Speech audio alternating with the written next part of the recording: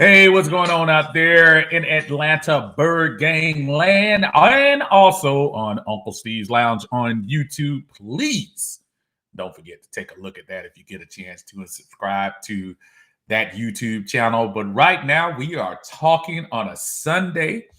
It is August 22nd, which means when we're in late August, that means we are getting ready, starting to feel it a little bit. A little high school football got kicked off this weekend. If you're a big fan of high school, I see a lot of posts around there with people going to games and stuff like that. So it's about that time of the year. People starting to, get a little hype and stuff like that. And now that we've got high school going, we'll probably have college getting kicked off here in the next week or two. And then it'll be time for the kickoff of the NFL in 3 weeks, which is the big thing we're here for. And boy, oh boy, do we have a lot to talk about. The biggest overall thing that I'm really interested in is if you guys really think the need for preseason games is what it is. Now, of course, being in Atlanta, we haven't had a lot of luck with our preseason games over the last few years. So we might have a little different take on things because Dan Quinn clearly didn't value those games as much. And I mean, it kind of looks like the players kind of sleepwalk through these things. So I'm interested to see what you all's take is on how we view these preseason games. I personally think they're important this year, especially because not only do you have new coaches, new staffs, new schemes, and everything to get in, but you want to get that gel together with the players. I mean, we got rid of quite a few players off this squad. It's not as many people as it was on the team when Dimitrov and Quinn then were here. I mean, you probably could only name about 9 or 10 significant folks out of the potential 53 that are going to be on the team. So what is your take on preseason games? Overrated or underrated? And we'll probably break it down a little bit more to talk about. Look forward to hearing your chat. What's going on, Dwayne? How you doing? Montarius, Montarius made me laugh the other day, and I tried to pull that up. Montarius put a post out there. This guy who had had a nice little beard on, and he was curling up his beard, and I thought that was pretty funny when he did that. I would never do that, by the way. You're not going to see me put relaxer or Soul Glow in my beard to try to get a curl out of it. So just for the record, that's not my style. I think I like the look I have now. That's fine with me. So first thing you start thinking about when we talk about Atlanta preseason, we gotta give love out to AJ McCarron. And I say that because I know how some of y'all are, oh, he was sorry, he sucks, he's garbage, he's all that. Yeah, but the man signed a contract, man has a family, man is just going out there trying to do what he does. I don't think he came to Atlanta with the plan on not performing very well. I think he was somebody that, to be honest with you, at first, I thought was probably could have been a decent backup. We're not paying them that much. I think the money when you start looking at it was only like I think $1.2 million. So it's very unfortunate of his injury. We have not gotten anything official. And when I say official, if I don't see AJC, AtlantaFalcons.com or ESPN, I'm not ready to jump out there. I know there have been a couple of folks that have jumped the gun and already said it's a torn ACL. I'm not saying it's not, but I don't want to speculate and throw that out there if that's not the case. But Godspeed to him and hope that whatever it is that happens, heal him, not just for this year, but going forward. What's going on, Armand? Good to see you, brother. My brother Tonio, how are you, sir? Say it's crazy they could at least play the starters for a couple of possessions like the past. Now, what I'm hearing, again, still haven't seen anything official, but it sounds like the starters possibly could play this week at Cleveland. Now, when we start weighing out whether preseason games mean a lot, keep it in mind, they've changed things. They switched it up a little bit. So it's only 3 games.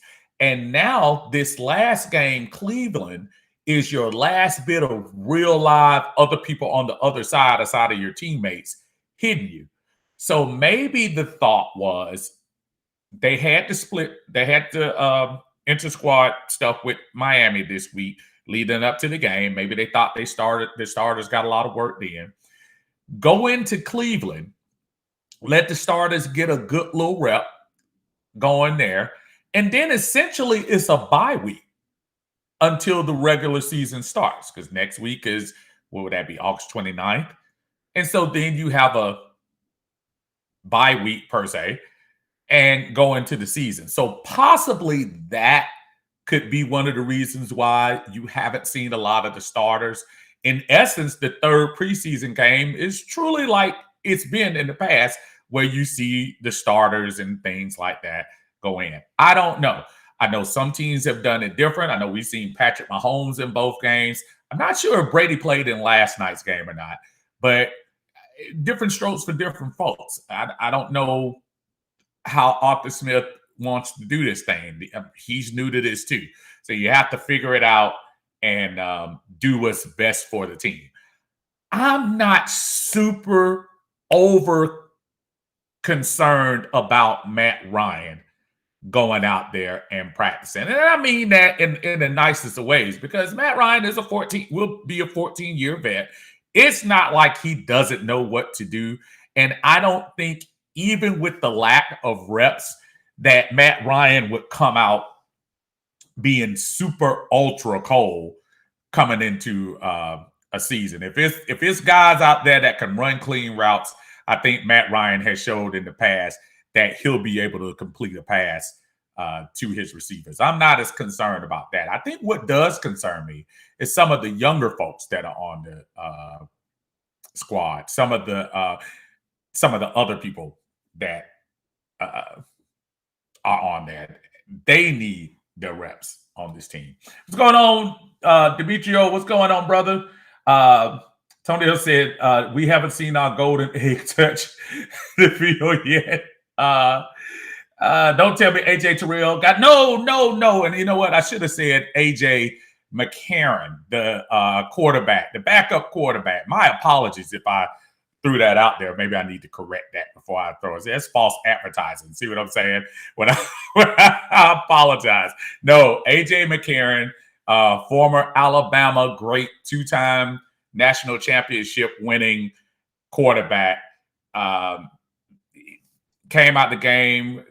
This is the reason why Felipe Franks got more time. It wasn't because he was doing that much better or anything like that, but clearly he was hurt going over to the sideline. Sorry about that, y'all. I didn't mean to scare you. Jeremiah. I apologize, man. Matter of fact, I'll go switch that up and go straight into our next thing so I don't throw that off. No. AJ Terrell was hurt. That'd be a whole different thing there. Sorry about that. Twan say, what's going on, Unc? I think preseasons is important because, and put this up on the board here, it's important, but also it's serious because we get to look at the depth, and we can run plays and pick out plays that actually work. I agree with Arthur Smith. He pretty much knows his starters, I think. And I think that's getting cut off. I think we need to see what these rookies and second-year players can do. Yeah, and that's one good side to look at it. This is not for the most part, veteran-laden team. And when I say veteran, I'm talking about 5-6 year NFL personnel. For the most part, you're young, you're very young in the defense, with the exception of the little 1-year players you might have stuck in there, the Eric Harris's, folks like that. Dante Fowler obviously has a little time with him on this team. And Copeland, I don't even know how long Brandon Copeland's been in for a minute. I'm pretty sure.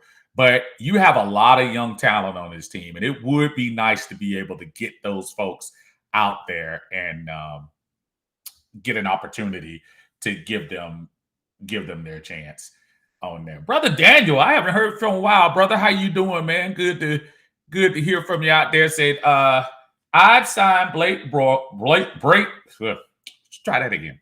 I'd sign Blake Bortles, Ryan Finney, or Josh Rosen. That's funny you say that. Now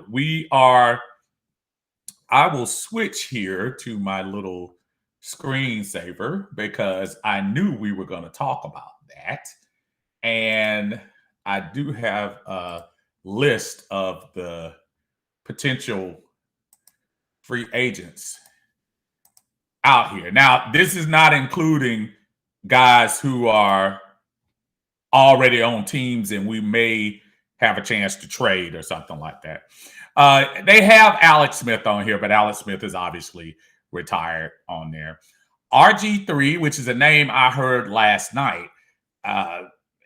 Yeah, I don't know. That's probably got to be a reason why he hasn't picked up with another team. Josh McCown, I think we've had him in here before, but either way, 42 years old, you might as well kept job if you were going to do that. Blake Bortles, as Daniel just mentioned, probably a decent option if you start talking about quarterbacks. Ryan Finley is not a bad choice as well, just late of Houston. Josh Rosen, who just was cut out in San Francisco. I think when you start looking at the Bortles, Rosen type things, you're looking at younger guys who may also have an opportunity. And then, of course, the Georgia pullout, Jamie Newman, and I say that, whatever. I know COVID did what it did. I'm not going to sit here and dog the man for deciding to skip out on Georgia. But he was just released by the Eagles earlier this summer, and he's sitting out there. So some good names to think about when you start looking at folks who possibly are on the block as far as free agents are concerned. Daniel says our team kind of reminds me of the Seattle team in 2012, young, but surprised some people. Yeah, maybe so. I mean, when you start looking at some of the young pieces we have on defense, when you start talking about Grant, you start looking at the defensive end we got out of Notre Dame, there are some folks that pique my interest when it comes to youth on this team. It's a matter of what Dean Pease decides to do. In these preseason games, by far, the defense has been the most impressive thing. I'm sincerely concerned about our depth. It's hard to talk about the starters because they haven't played. But if these are the folks that are supposed to come in when the frontline folks are hurt, I'm starting to get concerned. I really am. Daniel also says Rosen's only 24 years old and has never had a good chance to prove himself. Actually, he did have a chance to prove himself. They basically gave him the keys in Miami and in Arizona. So it's not like he did not have a chance. He absolutely had a chance. Jeremiah comes back and said, what happened in Miami? His chance after Arizona came there. Yeah, that's my thing. I think he had an opportunity. Brother Ease, how you doing, sir? Good to see you. Darius says Kaepernick. Let me tell you something.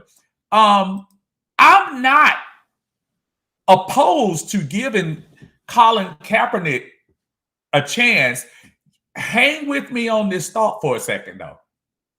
Colin Kaepernick sounded like last year, Seattle looked like they gave him a real opportunity out there.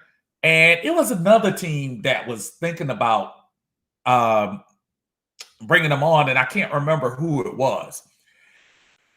You guys got to remember, Kaepernick received that settlement from the NFL, which can't be disclosed, and there have been rumors about how much money it was and things like that. Colin Kaepernick, if his heart was really into coming back, I think he would be back. I know people want to play the apolitical guy. I'm not even talking about that.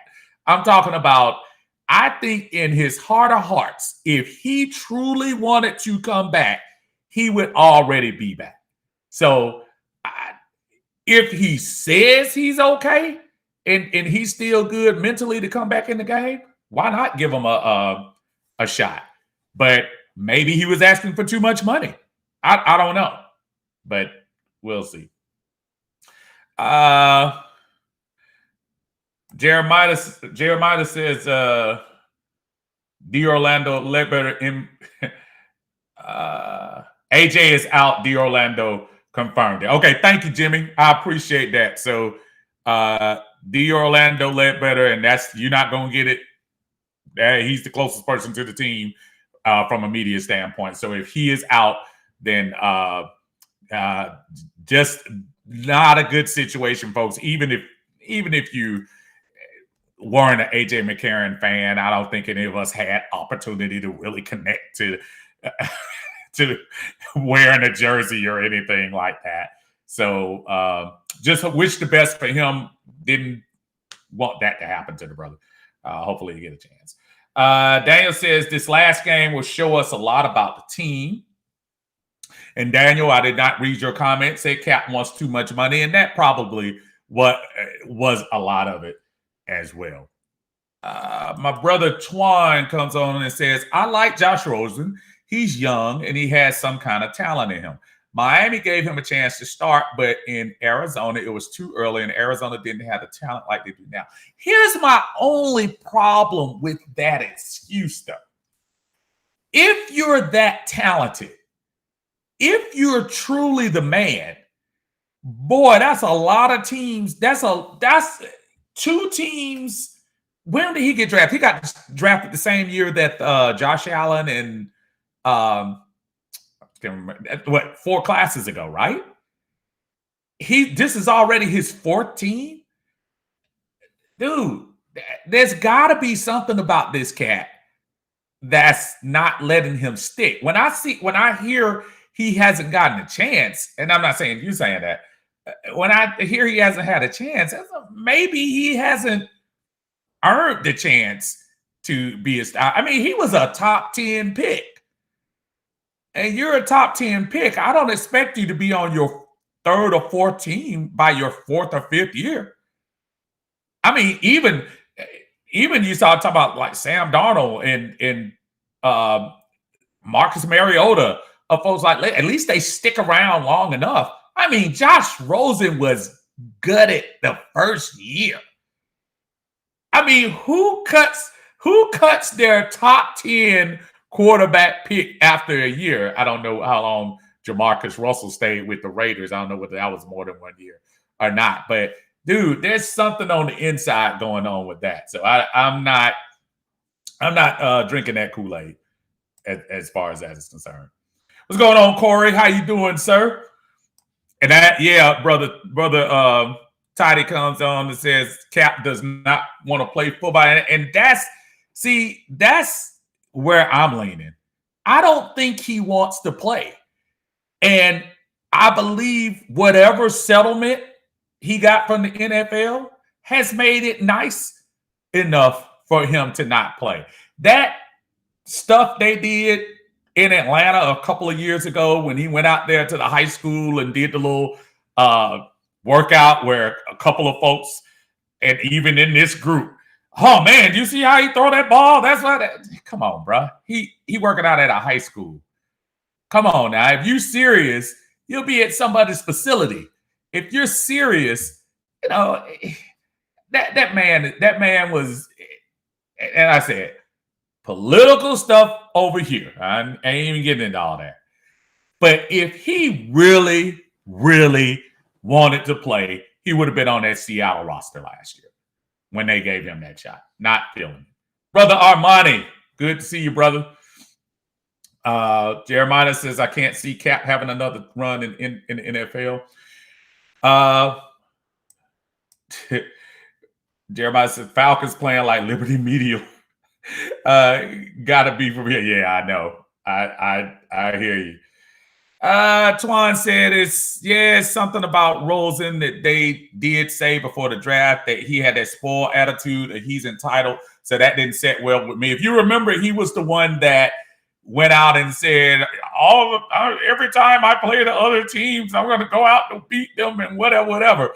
So he's getting a chance to actually go to every team now since he can't beat them with the original team that drafted him in Miami. He's going to get a chance to go to every team and actually tell them themselves that I'm sorry for acting like such a behind. Tiny says the Atlanta trial was a publicity stunt. Sorry, Cap supporters. And that's all that was at that time. If you remember how, especially social media and everything like that, I mean, that was a huge story. The Colin Kaepernick deal. And that was right around the time that the NFL was finally saying, hey, my bad. We didn't mean to do that. And I just think they did that just to throw that back up there. Yeah, he says neither one wants to play. I absolutely believe that, bro. Neither one of them. I don't think they do.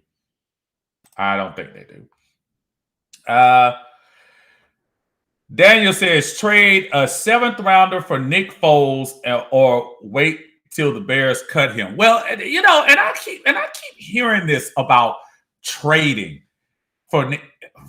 Dude, you don't have to trade anybody. In about another week or so, everybody's going to have cut downs, and you're going to have quarterbacks that are on the cut list come next week, at the end of next week. Why would you give up draft picks? I don't care if it's 7th round for Nick Foles. I understand you need a backup quarterback, but dude, I'll go out and get one of. I mean, come on now. Let's go back. Let's go back to this real quick.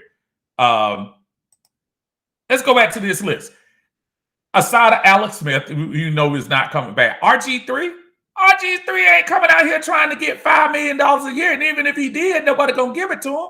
He'll be happy if somebody come pick him up. So you would rather trade a pick as opposed to just picking up something, because that's all we really doing, y'all. Because at the end of the day, if Matt goes down, it's probably not going to be a good turnout for us. It's not going to be a good outcome. So let's get away from trading picks. For what? I need that 7th round pick. So you talk about Robert Griffin, Blake Bortles, Ryan Finley, Josh Rosen, at least quarterbacks that have gotten their feet wet in the NFL before we start, giving away picks. I just don't. I'm not a big fan of that. I wouldn't give away any picks for that whatsoever. Darius says we need a 3rd string quarterback. Rosen is the best available. When you say best available, well, first of all, when I hear 3rd string and best available, they don't seem to actually match up. I hear what you're saying, but is Josh Rosen the best available? What is RG3 doing right now? I mean, Let's see. What is Blake Bortles doing right now? Blake Bortles took a team to the AFC Championship. Yes, I know he had an out-of-this-world defense at that time, but he still did some things on offense. It's not like Josh Rosen or I'm trying to see where the Josh Rosen bandwagon is coming from. Folks are acting like this cat is like this uber talented guy is just misunderstood. Man, please. Josh Allen, not Josh Allen, and Lord knows I ain't putting him in that. Josh Rosen, if he was any good, he would already be on a roster at least as a backup. At least Mariota, when he got cut, is stuck in the Raiders. At least Jameis, when he didn't re-sign with Tampa, at least he's got a home in New Orleans. But we acting like Josh Rosen, now all of a sudden Josh Rosen is this commodity that we can't overlook. Come on, y'all. Need y'all to help me out with that.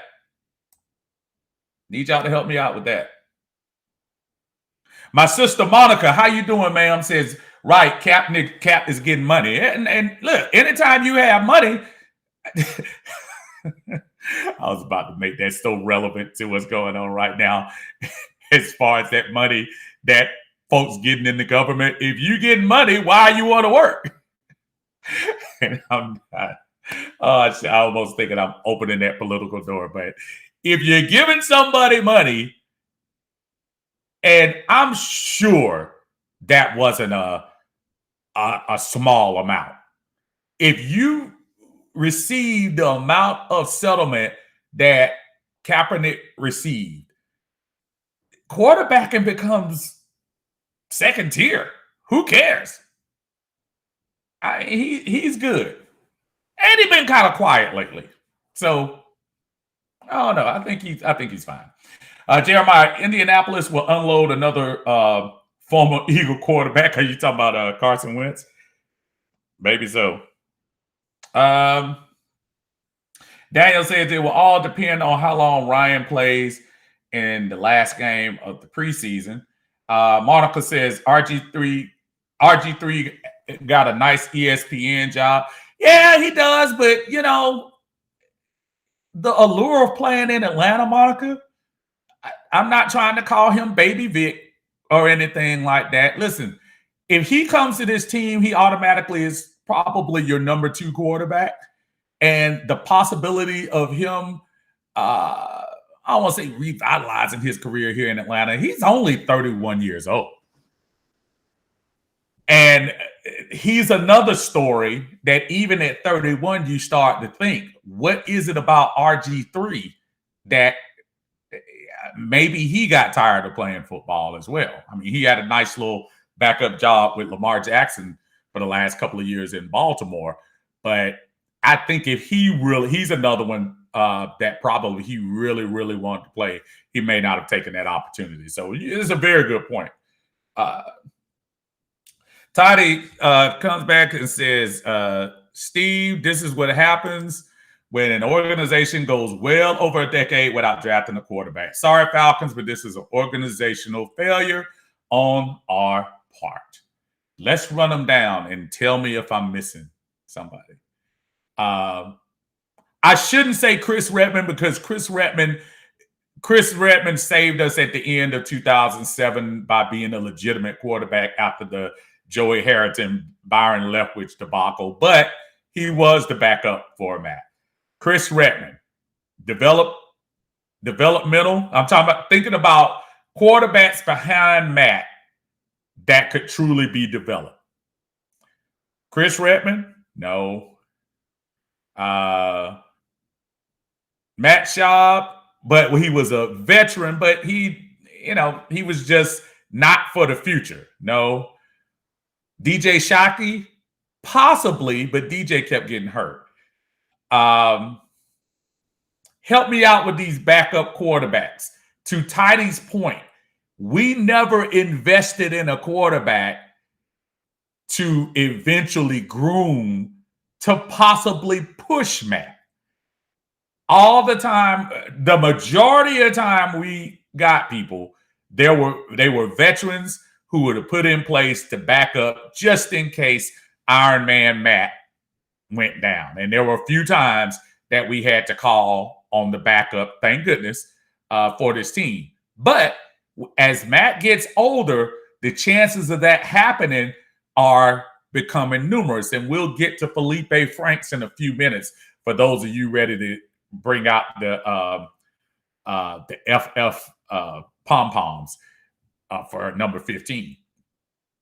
But think about that. That's a very good question. What quarterbacks were brought in here to truly be developed to possibly push/compete with Matt at the quarterback position? Really none. That's probably why Aaron Rodgers is getting a little itchy up there in Green Bay. That was probably why Tom Brady and Bill Belichick had a little meeting of the minds when they got Jimmy Garoppolo.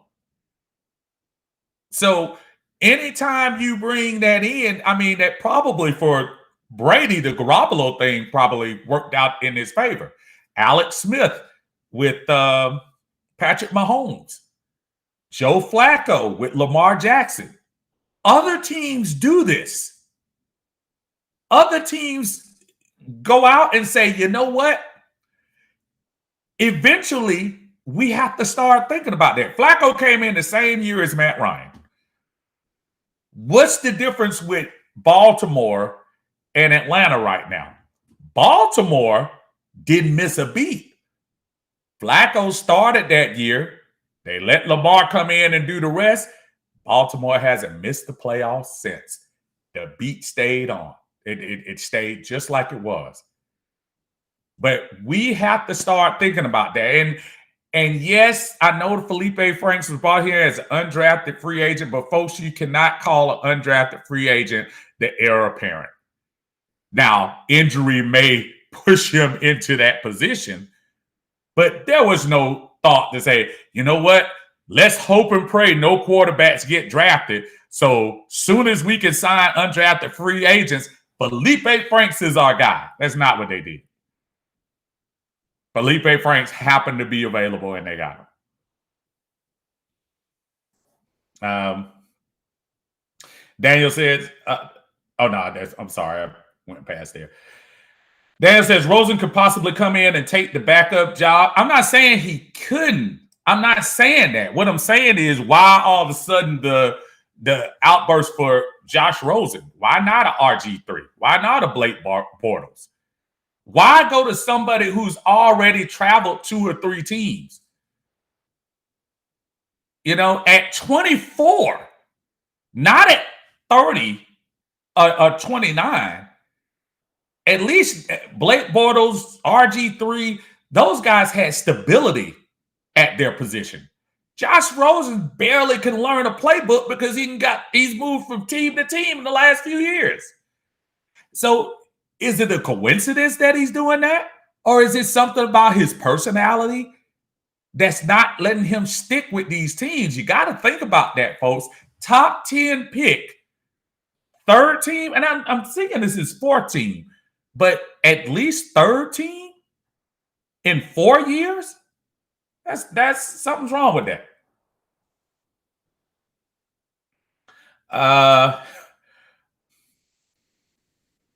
Jeremiah says Josh Rosen on the sideline with no fan and a half empty Gatorade bottle.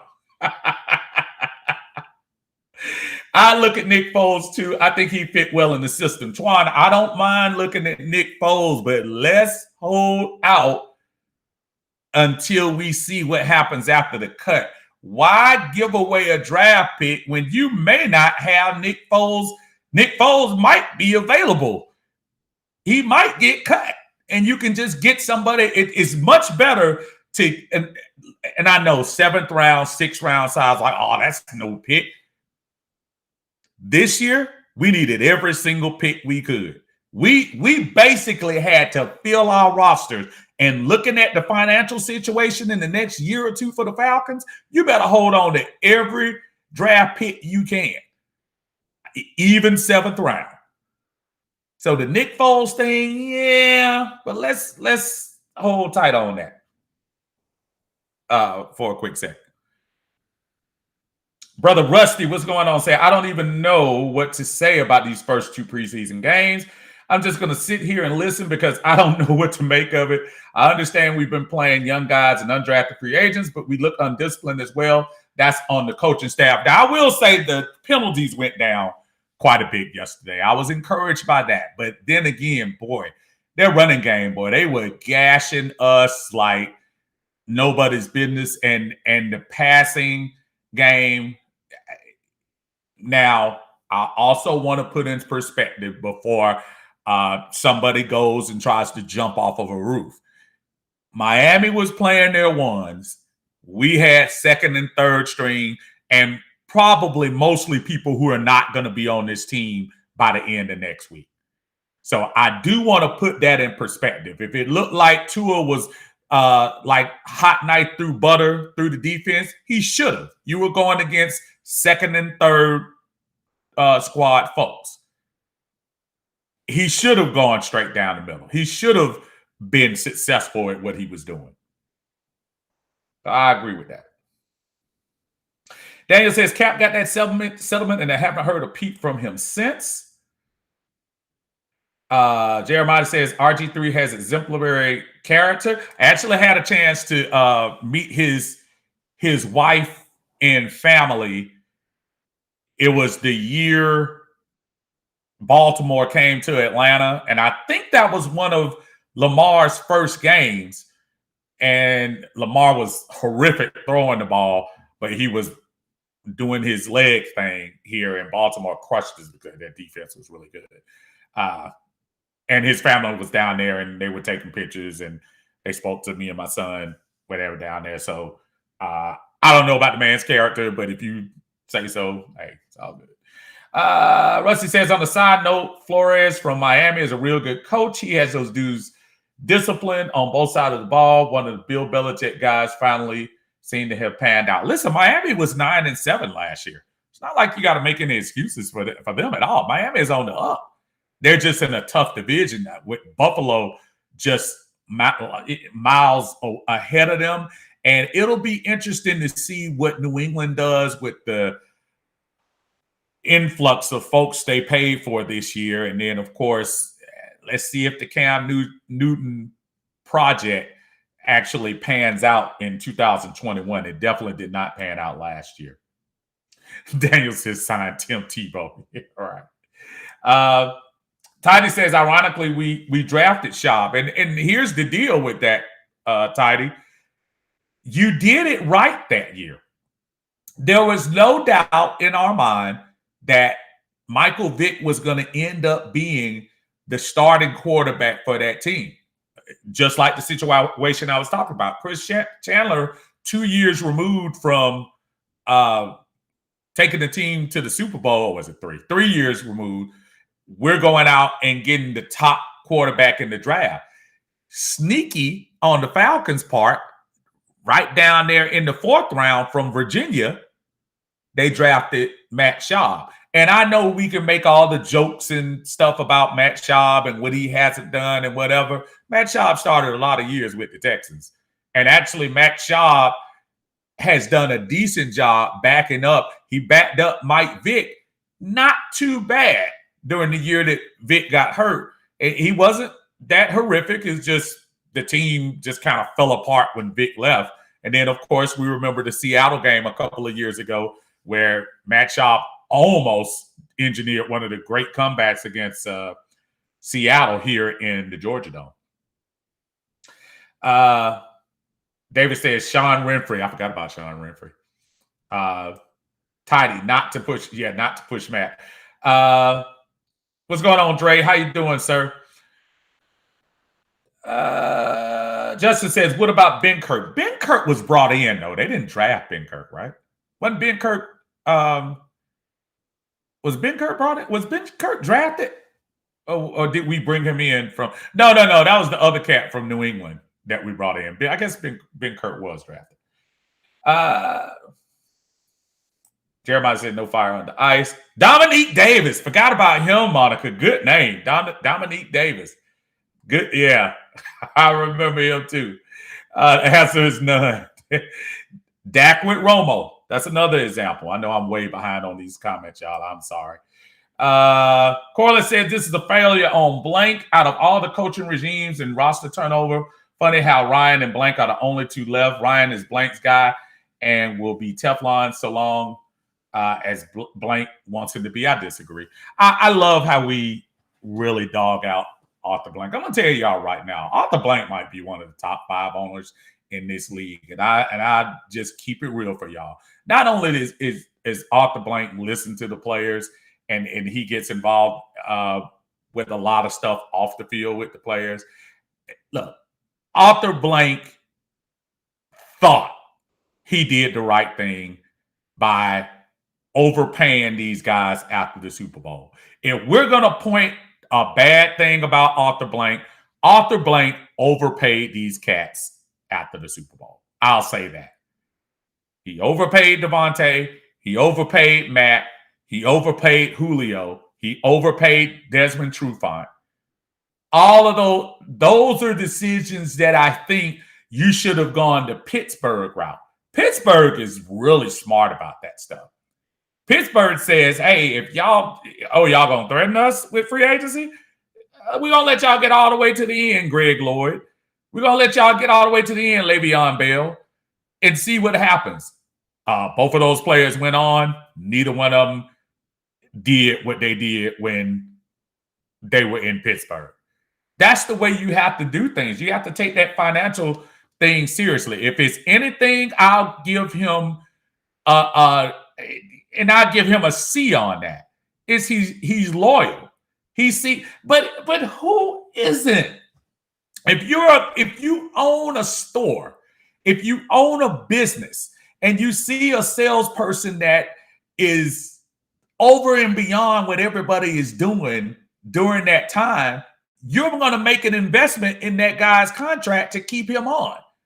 Now, if he happens to dip in the next year or two, you almost have to say, well, dang, I tried. He was actually doing his job. But that's the only thing I'm going to give Blank for. I'm not going to bash Blank. I can't. Y'all knock yourself out. But I like Arthur Blank. But you all right, Corliss. Karen says RG3 is trash. Look, he wasn't trash before Sean Witherspoon put that bat out on him. Okay, I'll say this. Before the Sean Witherspoon hit, RG3 was actually pretty nice. So I'm not trying to make him the end all be all as well. But I will say, as far as just somebody to sit in between. But I hear you, Karen. I'm messing with you. Jeremiah says our investment in Matty is way too loyal. Very much so. Tidy says bring in old number 7 for a try. Yeah, right. Bring in old MV3 for a try and see if he has anything left in the tank. Boy, if Mike Vick came back in this city right now, people would be dusting off them number 7 jerseys, the back there in the back jersey. I can't even wear my number 7 jersey no more. I'm going to show it to y'all, too. I had a number 7 jersey, but y'all don't want to know what size it was. Oh, man. Let me pull this down. And I'm skipping all over here, y'all. I apologize. Armani says, Uncle, if you need me to get Marcus Vick and bring him back for a trial, I will. He work up here in Newport News Shipyard. Couldn't hurt. Armani, I'll pass on Brother Marcus. I'll pass. Oh, man. Jonathan, what's going on, my friend? Says Schaub would have stayed and not left for free agency, but no one knew Vic was about to go down in the dogfighting. And I think people forget about that part. Matt Schaub, and Jonathan refreshed my memory, and I think that was the New England game. Matt Schaub almost threw for 400 yards the year that Mike got hurt. And right after that, Matt Schaub became a hot commodity. Now remember, Matt Schaub was no joke at Virginia. For those of you who remember back then, Matt Schaub was a decent quarterback for the Cavaliers. And yes, Virginia actually won football games back then. So Mike was the superstar, but Matt Schaub wasn't chopped liver. He was pretty good.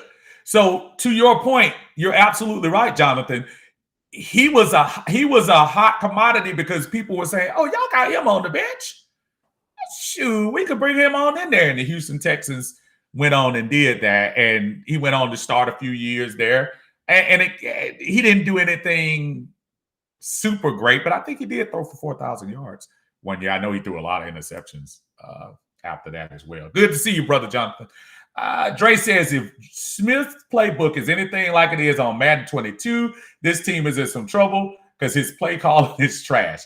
Again, y'all gotta stop thinking. Now, that's the one thing I'll say about preseason. The plays y'all see going on in preseason are not going to be the plays that you see going on in the regular season. You would be foolish to show your playbook up in a preseason game.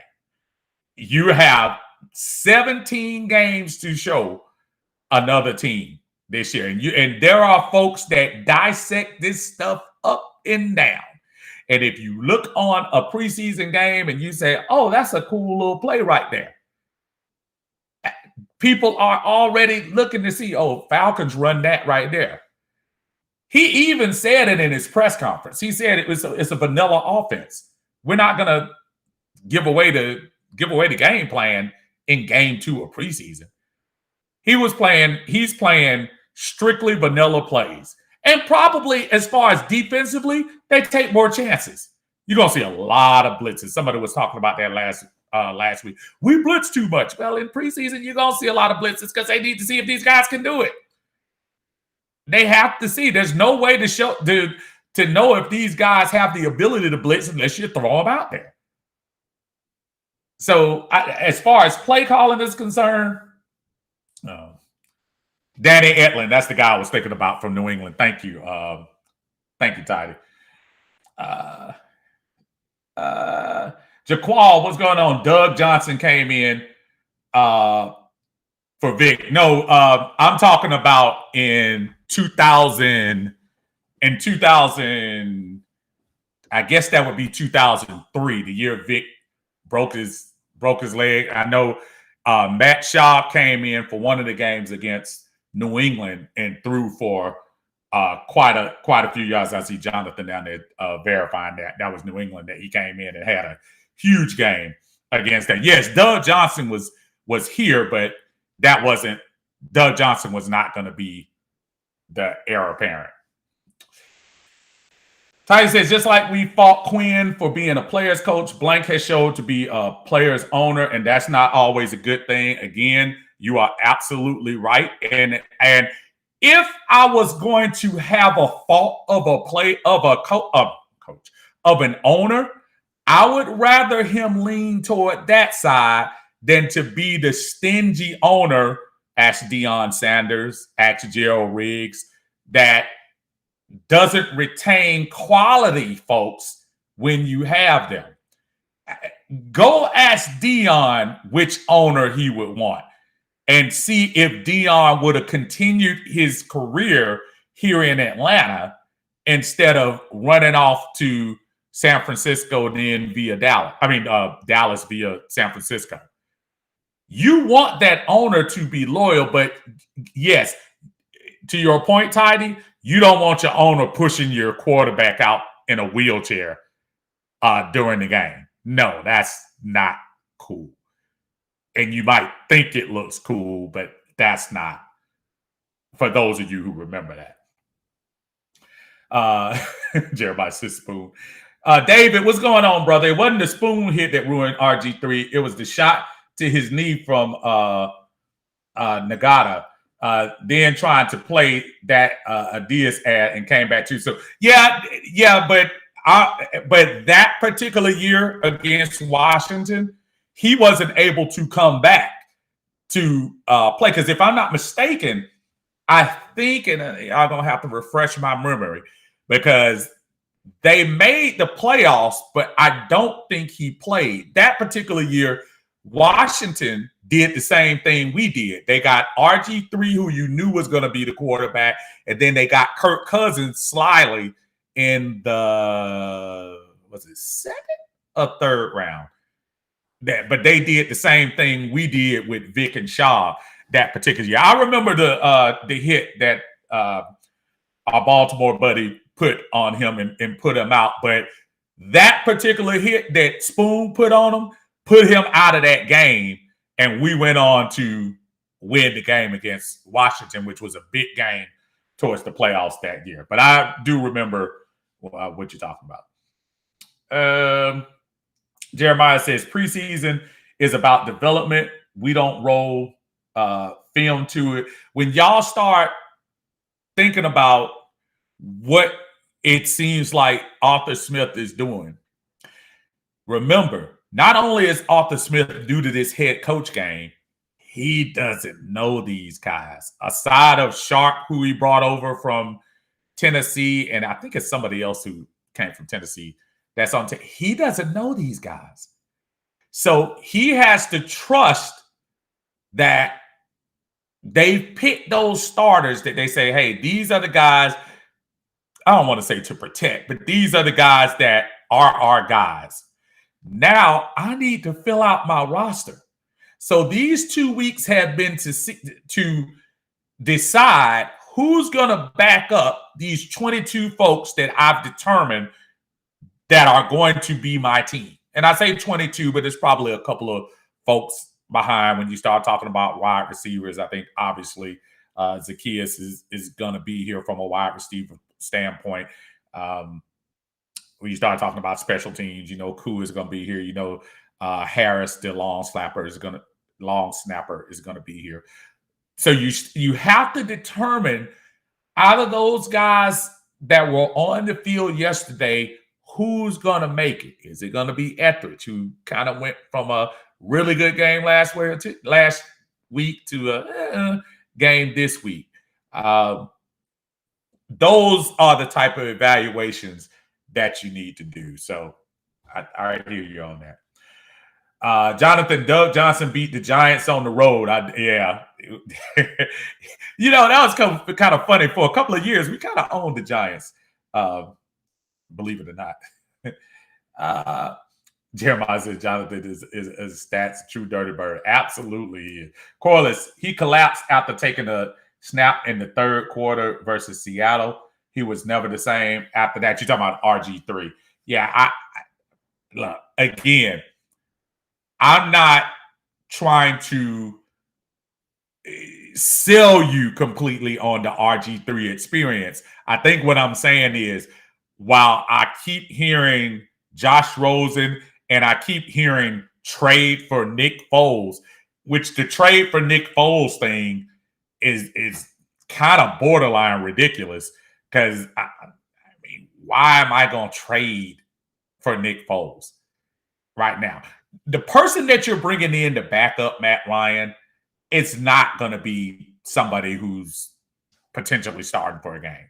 You want somebody that's going to be able just to keep the ship afloat while the season continues on. Because let's face it, if Matt is not at quarterback, we're in deep trouble anyway. Big time. Brother Michael, how you doing, sir? Say 2010 preseason, 2 losses in the regular season. Then you're going to see what team you got, and the coaches down and the players start turning on each other. That's what you gonna see, what team you got. And I'm sure you mean the 2020 I'm sure you mean 2020, I guess. Dre says, what if the Steelers cut Haskins? Should we look at him? Man, I don't have a problem with a young guy. Again, we already have a young guy, though. Haskins falls in that category. And that's the other thing about the Josh Rosen thing. As much as it seems like you're getting this seasoned vet, but yeah, Josh Rosen plays some NFL games, but he's kind of like Haskins. I mean, has he really, really showed you that he can keep things afloat? I would rather take my chances on Felipe Franks for that matter. And I'm not saying go into the season with him as a second string. I'm not saying that, even though it might end up turning that way. I mean, think about it. If it's one thing that's on Felipe Franks' side right now, that he's been here all summer and that he's been here for 2 preseason games. And he shows flashes. Look, as I showed you last week when he had the 50-yard run, that 4th down run yesterday was amazing and great in picking up the first down. But look, an NFL quarterback, you cannot be a one-trick pony.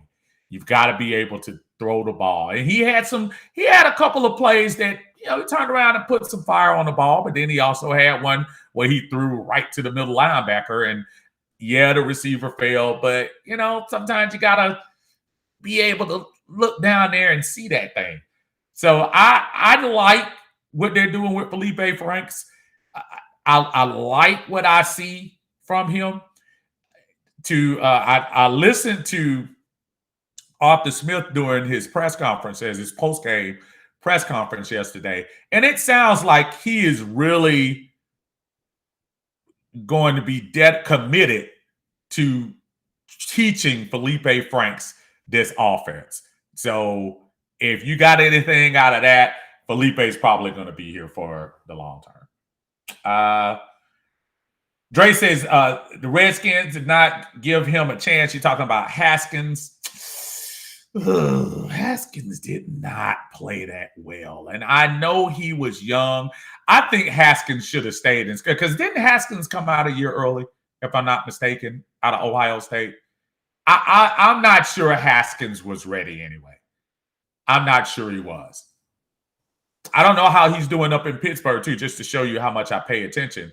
Is he doing okay in Pittsburgh? Because if he's doing okay in Pittsburgh and they have Rudolph up there, who hasn't done anything to impress me, if I were the Steelers, I'd think about keeping him if that's the case.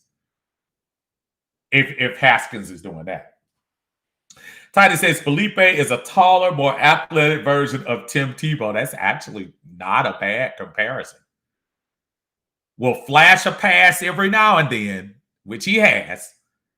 But right now, he's running for his life behind a third-string offensive line and doing this thing. Now, let's play hypothetical. Let's play what if. What if Felipe Franks was behind the first-string offensive line? And I know before y'all start telling the jokes that the first-string offensive line isn't that great, but just hypothetically, let's pretend like the offensive line could stop somebody. Don't you think maybe, just maybe, Felipe may have a little time to look through at least 2 progressions and find somebody down the field? The problem is he just hasn't had time. He's had to make time. So maybe that's something to think about. I'd keep him on the squad. If not on the, maybe not on the 53, but at least on the practice squad to keep developing him. I like him. It excites me what he can do, but he's just gonna need time. I don't want people to get super overexcited about the running plays, because you're gonna end up overhyping this kid, and he's not ready right now. He will be, but he's not ready right now. He plays hard too. Yeah, he does. Absolutely. He does. Dre says, what's the deal with Pitts? Do they think he doesn't need plays? I don't know. That was one of the main reasons why I brought up what are we doing with preseason? Is it evaluation? I don't get it, because Kyle Pitts should have some time out there. He should, if you ask me. Jeremiah, ready for some blasphemy for 3 quarterbacks with the Weiner Swampert? Man, don't even do it. Don't even do it. I'm not even going to read the rest because no. Rusty, but I feel you. Rusty said, I always feel bad for guys like Felipe and Allison. They're out there legitimately competing for a backup role, and the issue is that the offensive line blocking for them is straight garbage. Undrafted free agents going against Miami starters. Give Felipe and Allison a few reps with the first string offensive line, and you get your true evaluation. Well, and very good point, Rusty. But first, he has to find out who his backups are going to be. And I bet you there was a wink, wink, nod, nod between Arthur Smith and Flores. I'm pretty sure Arthur Smith said, yeah, throw your starters out there because I need to see what these guys can do against better quality NFL players. That was probably determined before that game. I'm pretty sure it was.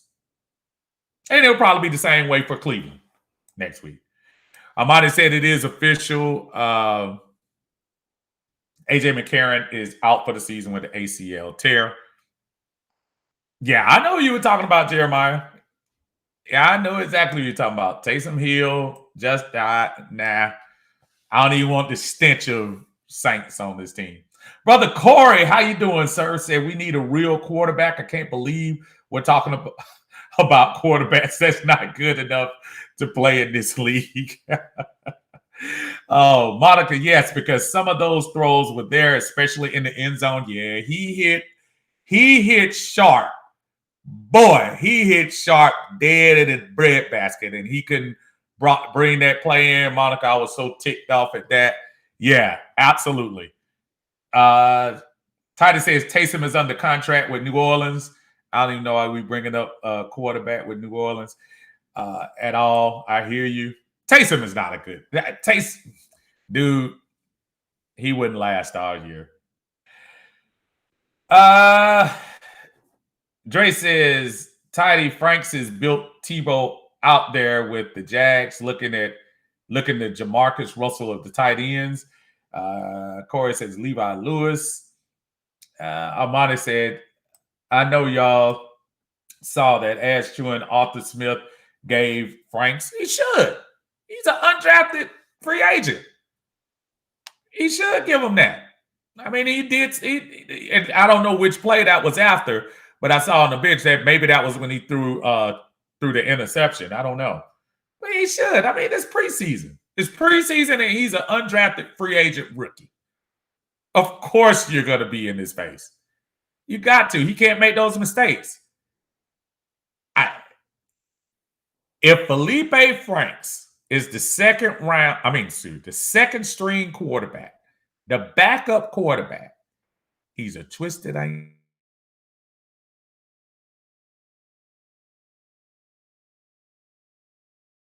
Starting quarterback for the Atlanta Falcons. How scary is that? If this was preseason game 3, you would probably have to start Felipe Franks because Felipe has been through preseason with you, knows the plays, knows the playbook. Even right now with AJ McCarron out and you're having to bring another veteran in here, Felipe is probably going to be your second string. And you kind of hope Felipe outplays whatever veteran you would bring in here.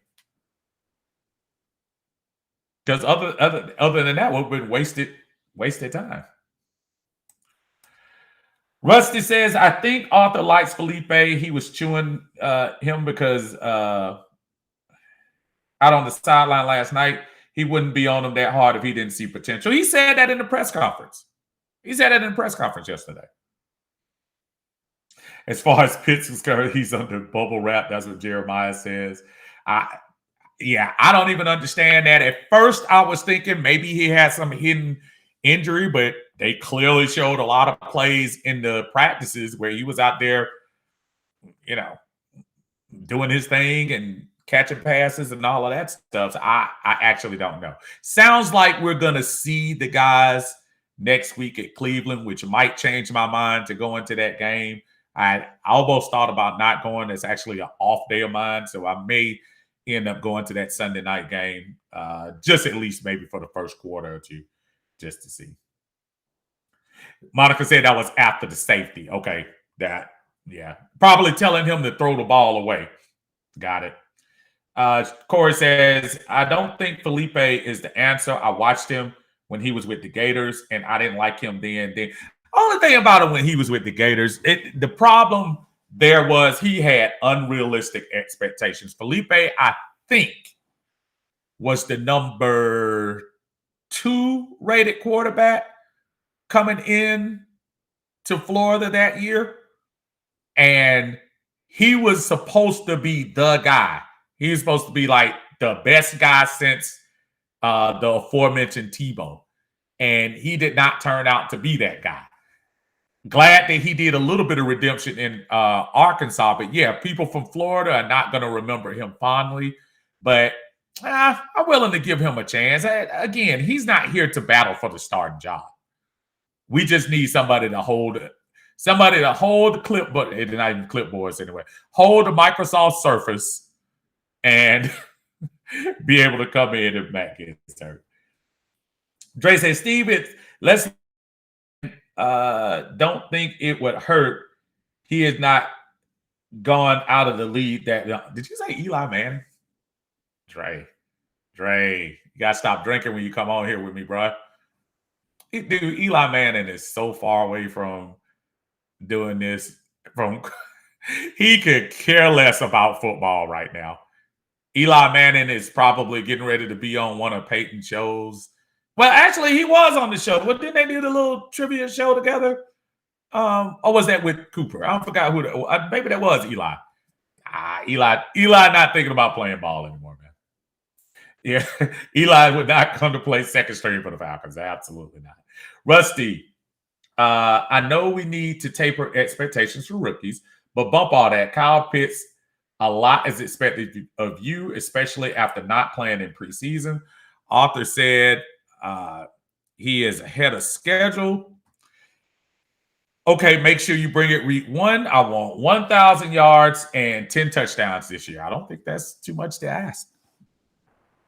You are probably right now coming fresh out of college, the number 2 option for this offense.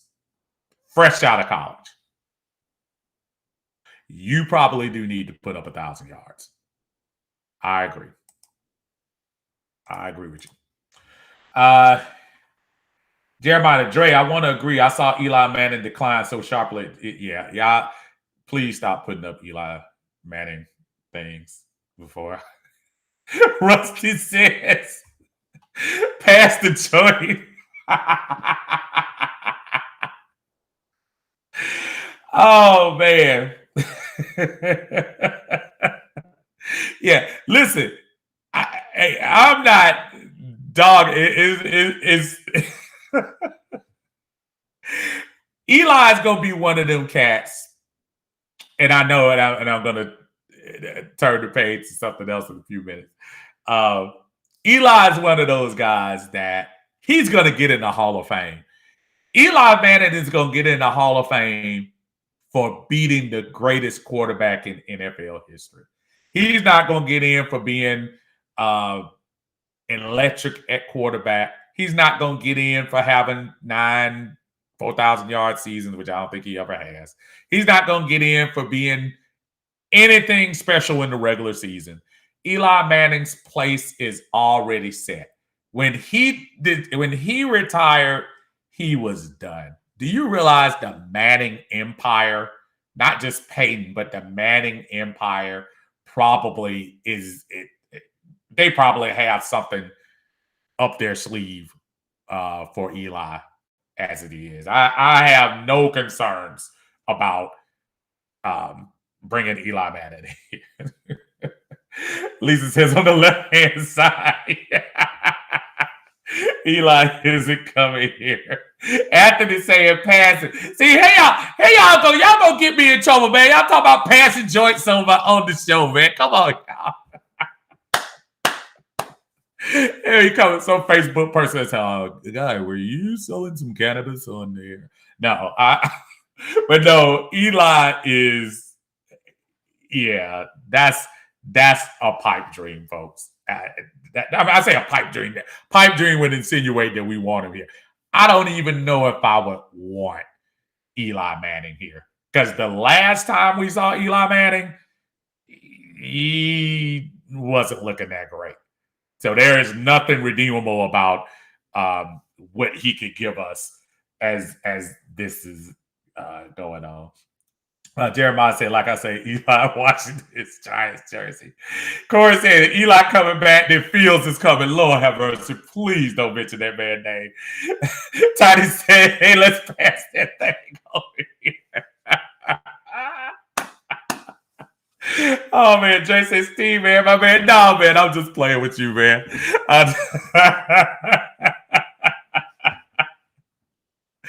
Oh man, y'all are off the chain, man. I love it. I love it. This is the positive energy I need, man. Get this thing started. Y'all, we 2 weeks away. Well, 3 weeks away. I've been watching. I know we were talking about everybody's, I don't want to stay on it long, but I know I've been seeing a lot of back and forth in the group, and I'm not here to be anybody's mamas and daddies. Y'all talk about what you want to talk about, as long as it's fair and as long as it's really slanted toward the Atlanta Falcons. That's where we had a lot of leeway this summer because there was not a lot of things to do this summer. A lot of Atlanta Hawks talk, a lot of talk about drafting, a lot of talk about Julio's and trades and stuff like that, which is all good in the interim. But you know what? We're on the cusp of September. And now it's time to focus and redirect to these Falcons. Listen, there are a lot of people that's just expecting us to fail. I want them to be wrong. I want to be wrong about my pessimistic attitude with the Falcons. I want to be wrong. I want these guys to come out and show that sitting down the starters for the first preseason game was a brilliant move. But we got to redirect that energy. All the Justin Fields and all that crap. Listen, I know people do things to get your attention, and I know sometimes we can't help ourselves. But yeah, that dude is up in Chicago.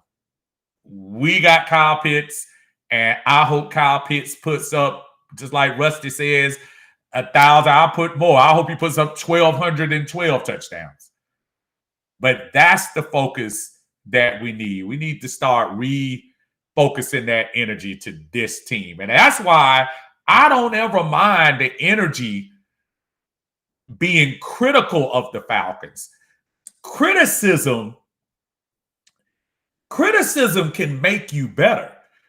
When people see things that you're doing, that you can take it one or two ways. You can tell people to, blank off, or you can kind of look and say, well, maybe I am doing something wrong. Criticism about your team doesn't make you less of a fan. That is such a ridiculous premise. I'm low-key part of a few groups around here that are so Pollyanna that it's not even funny. I mean, I say one thing about, has the defense done anything? Well, I think our defense is going to be that much better because, you look at the draft picks and DPs is the greatest. You ain't done nothing yet. Y'all, I want you to be excited about your team, but I also want to be realistic. Right now, we're like, y'all remember that movie, Rudolph the Red-Nosed Reindeer? For some of you, I don't know if they even show it anymore. I think I have it on DVD, not DVD, but on demand or whatever it is. Remember that? Remember the island that had all the toys that were misfit toys, and nobody came to see them, which is kind of like the Mercedes Dome. I'm sorry. Oh, that's horrible. But it was like the land of misfit toys because we're getting all these one-year contracts to these folks that hardly nobody knows who these guys are. And we bring them all here and they're all together and they're all sad and whatever. And I look at Arthur Smith as being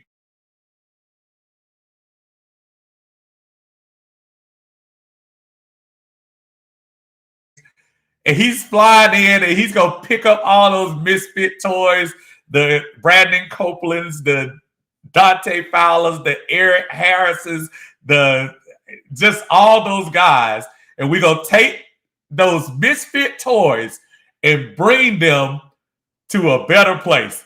I know I just I don't even want to look at the comments. But oh man, let me stop. Let me stop.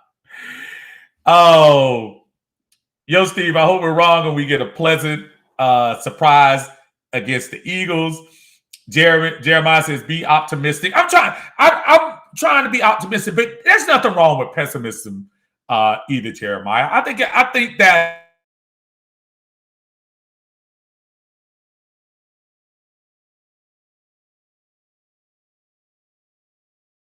nothing to be optimistic about for 3 straight years. I have been sold those magic beans from that Jack got. I've been sold those magic beans for the last 3 years. I'm sorry. The 4th year, I'm going to have my true glasses on and say, hold on before you sell me that. Because once I invest, just like a lot of y'all as fans, when you invest in this Falcon teams, and I see y'all, I see some of the same names up here. Y'all go hard for the Falcons. When you go hard and you're let down, hey, that stuff hurt, man. That stuff hurt. You got to. So I think it's kind of protecting yourself a little bit. So when you say be optimistic, it's not like I don't want to be, but I've got to have the team give me something. And that starts September 12th. You have a team basically looking as bad as you do in preseason that you play on September 12th. You want to start the optimistic train with me? You want to start and I'm not talking about you, Jeremiah, I'm saying the Falcons.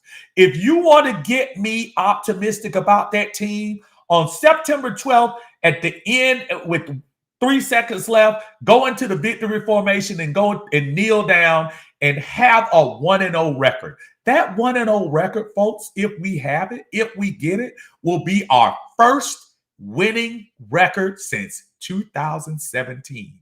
That's right. We haven't been over 500 since 2017. So forgive me if my pessimistic attitude is out there. That doesn't make me less of a Falcon fan. That makes me somebody that's guarding my heart.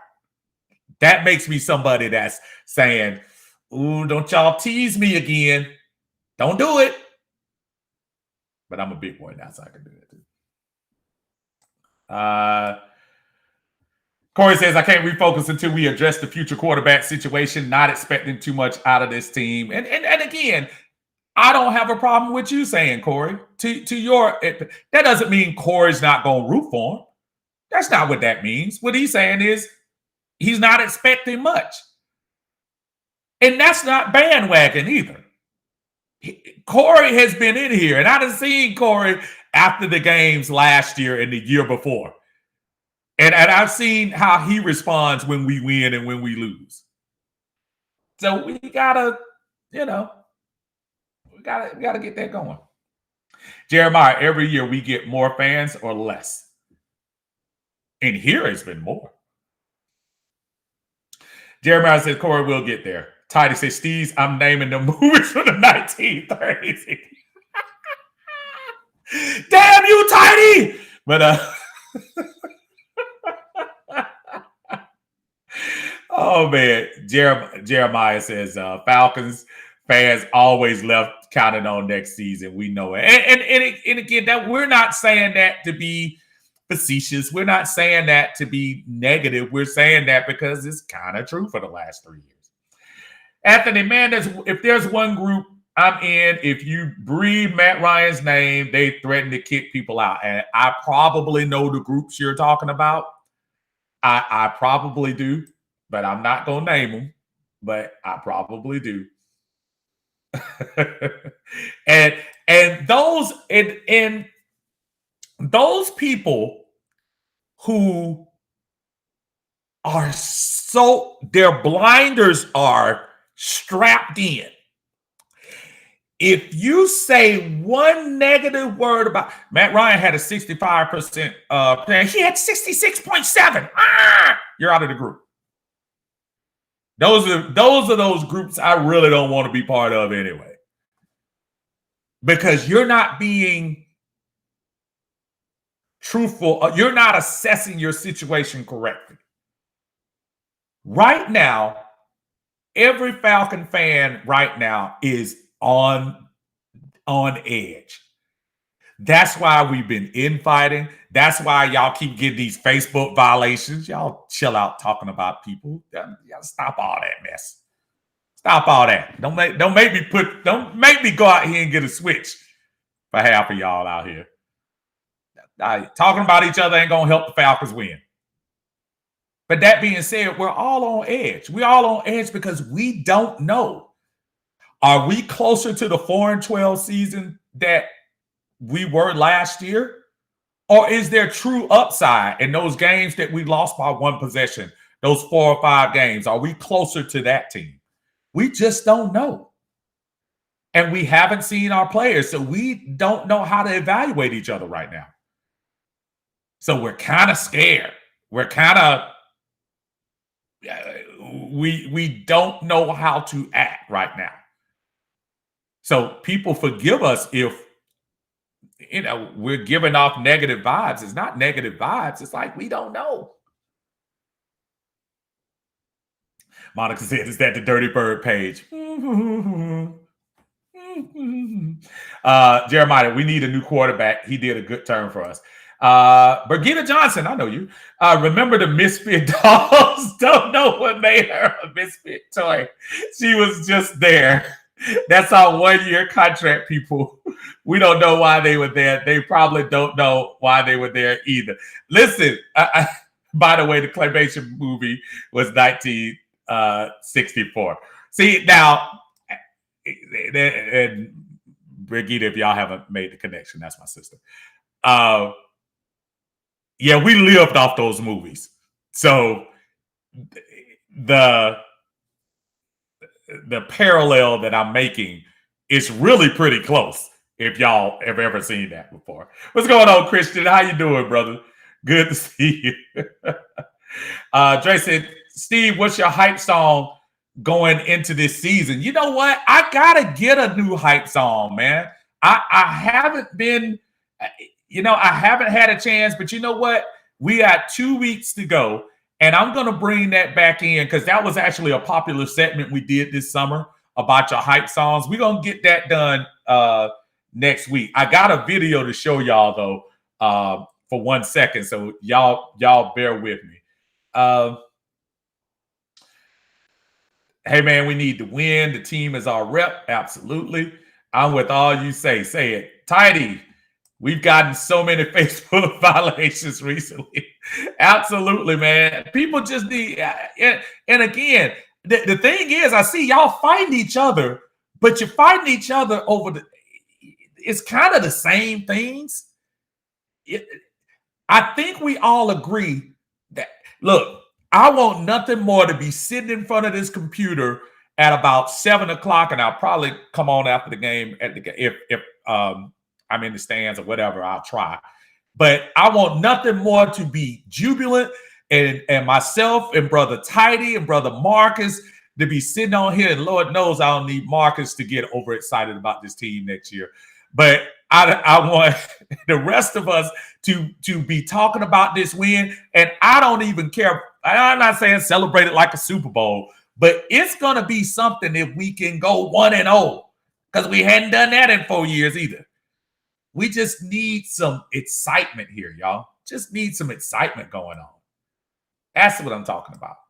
Brother Christian say, I'm tired of us being the laughing stock of the NFL. I know I'm not the only one. I just want us to finish games. Bruh, finish games. We got to. Lisa, yeah, a lot of financial and emotional investment in this team. I can admit for myself that I'm anxious about this season. And anxious is actually a very good word, Lisa. I probably should have said anxious. We're on the edge.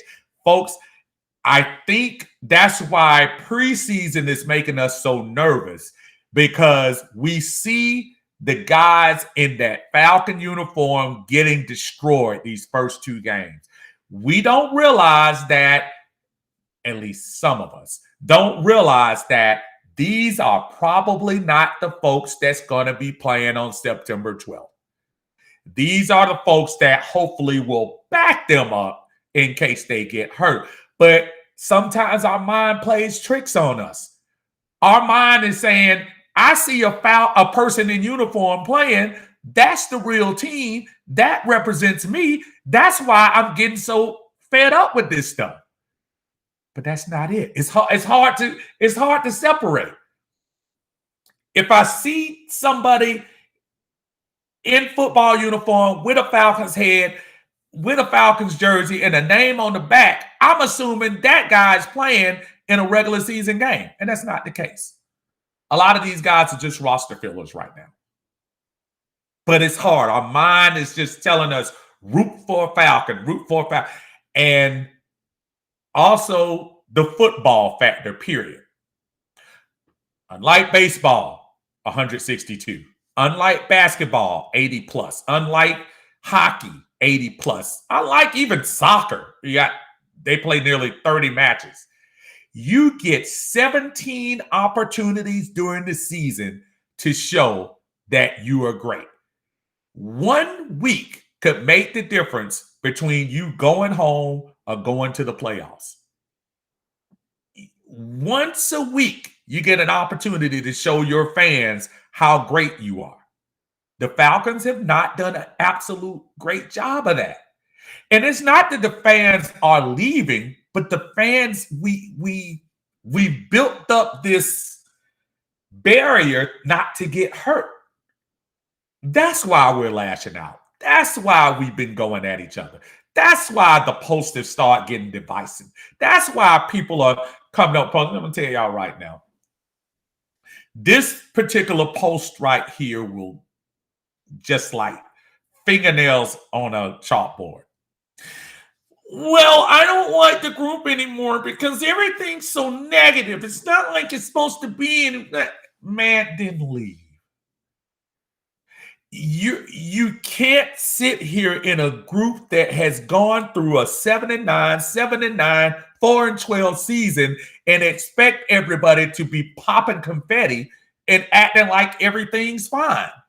Of course, there's going to be a little negativity in there. When I say negativity, I'm not talking about we hate the Falcons, but a little bit of, dang, Falcons, can y'all win one so we could be happy?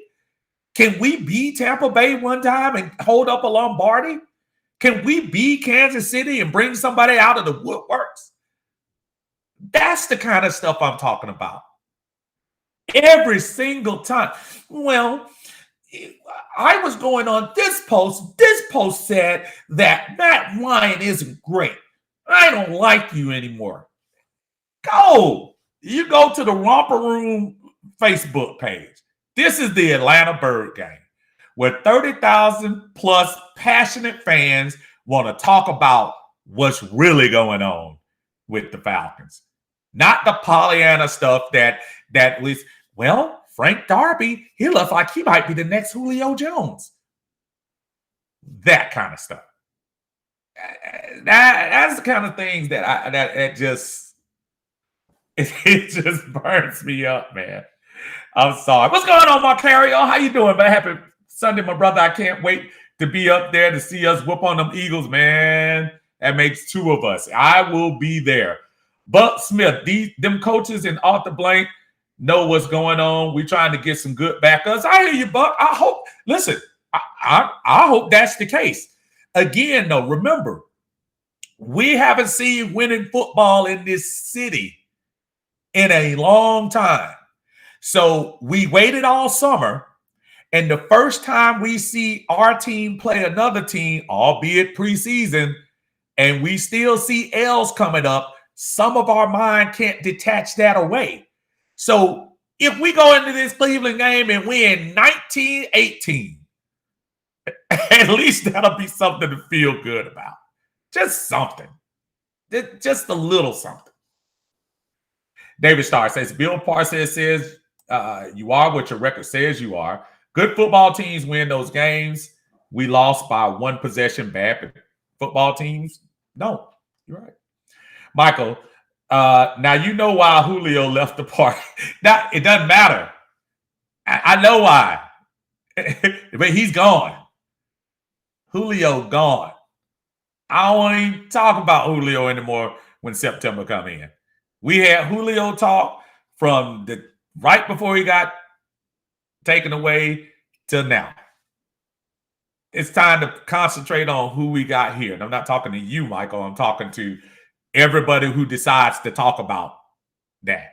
That stuff is gone. He's long gone. Let him stub his toe up there in Nashville. We ain't worried about him anymore. Rusty, my heights of y'all gonna make me lose my mind. Late great DMX, never a more fitting song for this team. That's actually a really good one. Christian, I have a question, Steve. You know that golden white C patch Matt wears on his jersey. Do you think Matt deserves to wear that patch going into the 2021 season?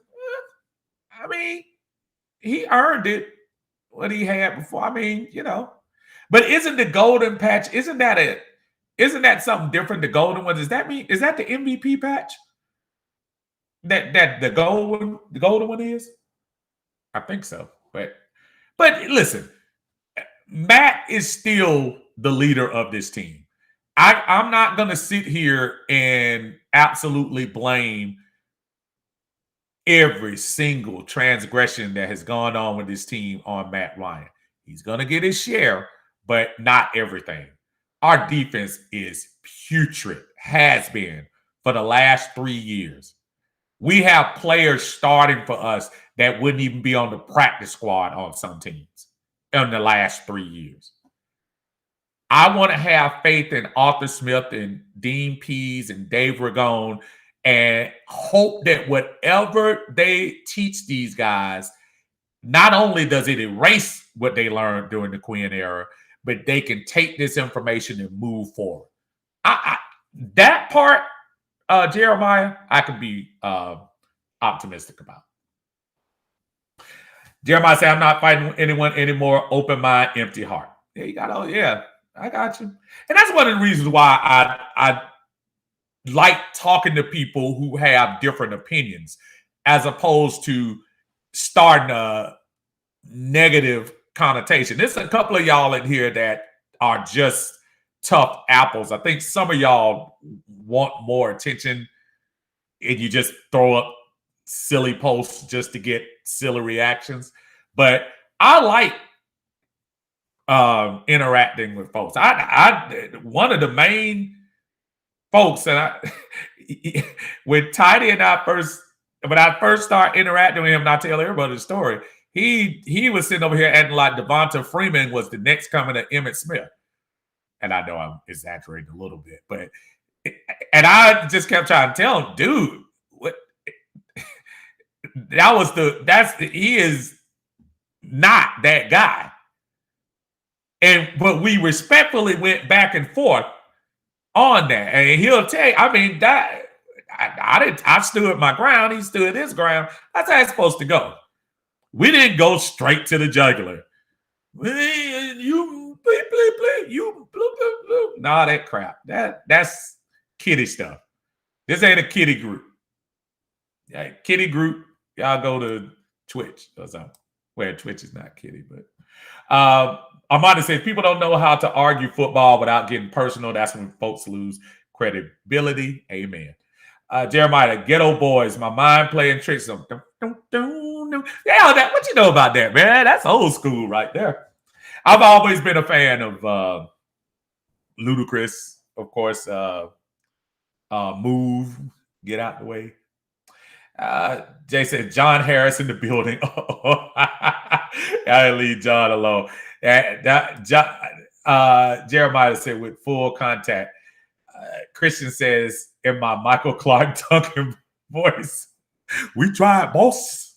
That's one of the great movies. Green Mile and R.I.P. the brother Mike Duncan. Can you recover onside kick? Yeah, Lord have mercy. T.O., where's Frank Darby? Christian, I need Matt develop a mean side and play with fire on Sunday. Yeah, mean doesn't mean anything if you're not doing anything behind it. I don't need anybody being mean and throwing interceptions. So as long as he can back it up, you good. Man, you got to learn to scroll past posts that don't work for you. It's organization's job to change the fans' mind after 3 years of losing. Oh yeah, and like I said, I hope you ain't talking to everybody else. Yeah, there is. Facebook can be one of those things that it can be addictive at times because when you see something that goes totally opposite of what you think, you just go right in. So, yeah. Christian said, I need Matt to get ticked off on Sunday. He is too nice. This is football. And listen, y'all might not have heard. I'm going to tell y'all what to do, and I'm going to give you some homework. Go to YouTube, because it's on YouTube, and look up 2016. Look up the championship game against Green Bay. And the voice, the mic'd up part of the 2016, I know it was in January of 17. But that championship game against Green Bay. Yeah, bro. Matt Ryan is not Pollyanna. Y'all need to go listen to that. And for all of you that heard the live mic against, who was that? Was that Tampa Bay or Seattle? We get effing set. Matt is not Pollyanna at all. So that's a misconception. I don't even know where that came from. But go look that up. The championship game, the year we went to the Super Bowl and we played Green Bay. Listen to his whole thing, that whole game.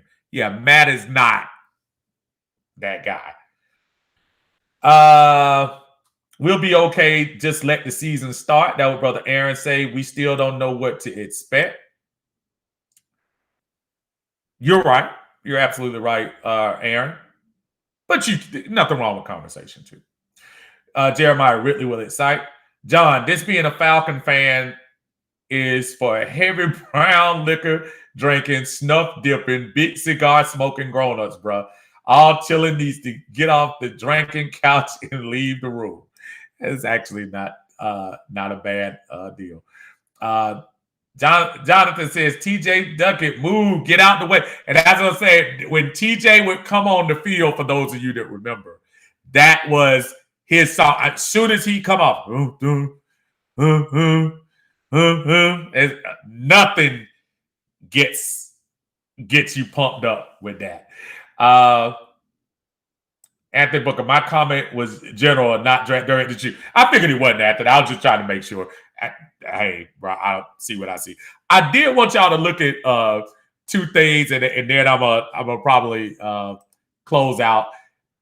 I saw this, and I wanted to see what y'all thought, because I thought this was just a very interesting thing, and I'm pretty sure y'all have seen it by now. It's football groups that we go, but it's not Falcon related. And I just wanted to hear what y'all thought about this. I'm gonna share this, and I'm sure y'all seen at the Pittsburgh game yesterday, the young lady that decided she wanted to go at this guy.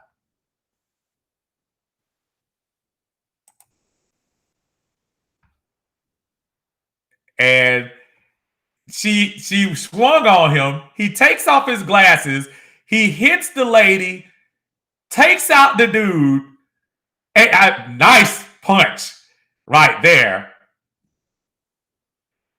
And I was I was watching this video and I started thinking about fights I've seen at Falcon Stadium.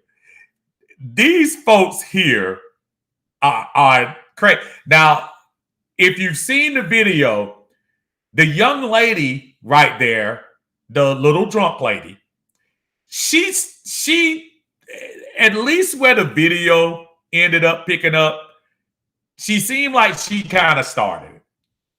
But I want to know, have any of you ever been in a situation where you were in a fight at a game and fought at a game? It's very I go back and look at that again, and I am not by any means condoning hitting any woman. No woman should ever be hit. But I will say this. That lady slapped the taste out of that dude. Now, granted, he didn't move, but and I'm pretty sure he thought, I don't care how drunk she is, she's not going to hit me. And she hit him. And they ended up realizing, I guess that guy must have had some training because he went off on that. Has anybody ever been in a fight at a stadium and whatever? I've never come to blows. I think I've told this story before. I think the closest I came was New Orleans. My son had to be 4 or 5. In New Orleans won the game. I want to say it was 2000, 2012, 2013, whatever it was.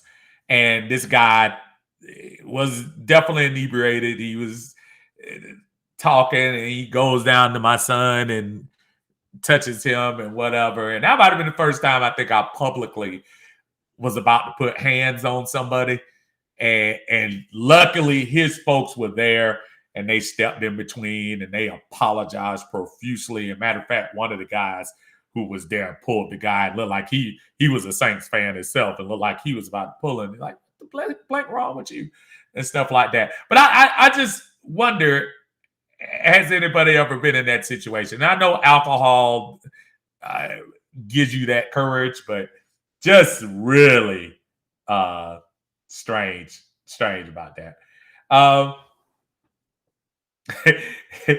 Brigitte says, I watched that several times. That boyfriend husband should have known when dude took off the glasses it was about to be on, punched that dude into next week.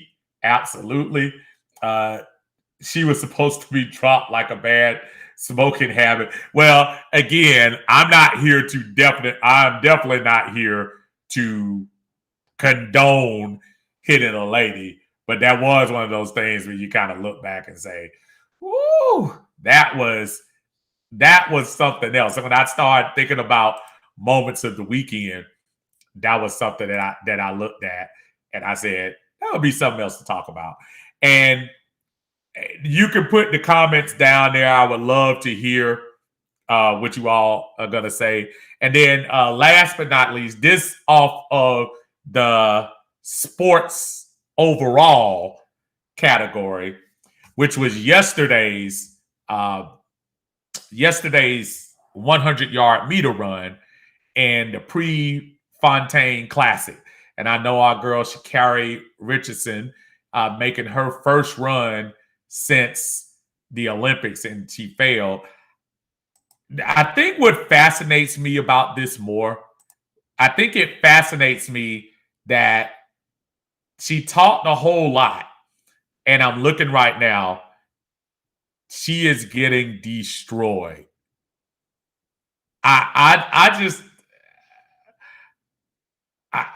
There is something, and don't get me wrong. One of the reasons I wanted to play that, I played that because after it was over with, she, was making statements and excuses about why she didn't finish like she did. I don't know. Watch the interview after the race, And y'all tell me, I know people, want to say we piled up on her. You shouldn't have. Yeah, she had she had problems. She did all of that. But watch the interview she did on NBC after that race. You finished in 9th place, and your interview afterwards really kind of, to be honest, was embarrassing. I just want to see if anybody thought the same way that I did. Yeah, I'm looking at that. Lisa says I've never been in a fight at Falcon Stadium. However, one time 3 old Saints ladies rolled up on me after the game at the Benz. What? When Debo made the red zone interception, I was cheering and having fun leaving the Benz, and no one came alongside me talking about, we still leading the division, lady. You better take the L and go back to New Orleans. I have video for. Oh, really? You got to share that with us. Tidy says Sha'Carri needs to humble herself. Yeah, and that's one of those things, and that's why I wanted to put this at the end, because I wanted to talk Falcons 90% of it. But this was bothering me during the week because I know she made headlines for, failing the drug test, the marijuana, and whatever. And I know a lot of people have different discussions about that. But whether it's legal in 2 or 3 states or not, when it comes to racing, that's something you're not supposed to put in your body. Plain simple. So when they made this race, this was kind of tailor-made for her. And I'm sure she got paid well. This wasn't like an official meet or anything like that. They pay these guys to come in here. This wasn't the Olympics. This wasn't an amateur thing. This was something put together to showcase her against the Olympic folks. I was disappointed with her and her reaction afterwards. And I should have played it, but I don't think from what it sounds like my sound might be messing up.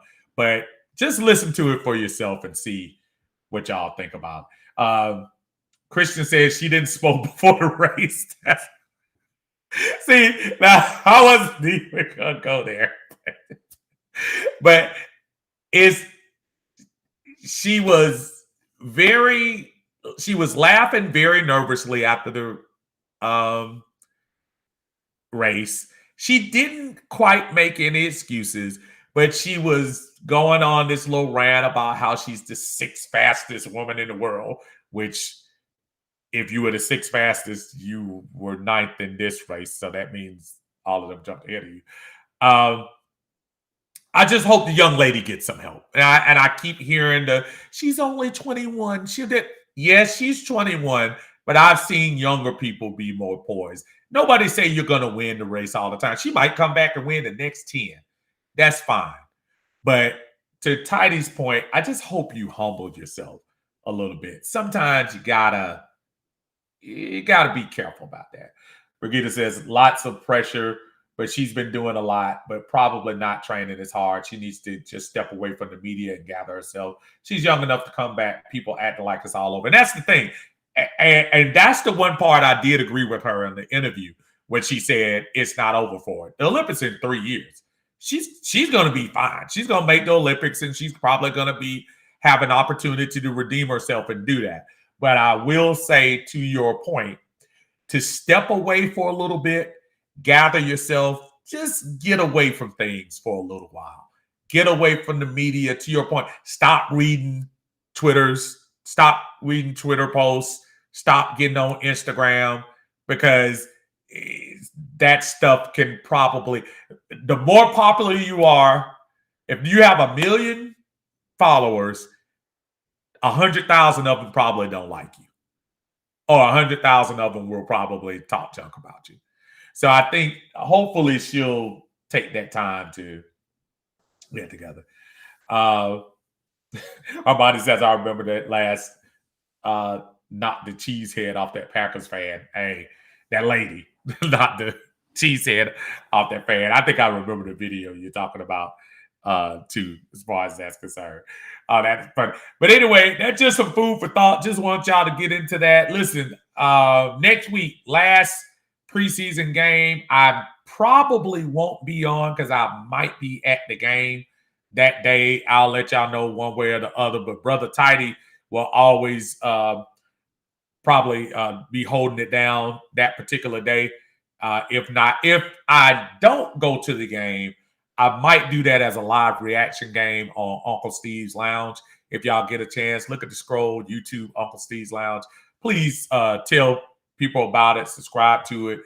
You not only get to get the replays here, but we'll have some more content going into the year.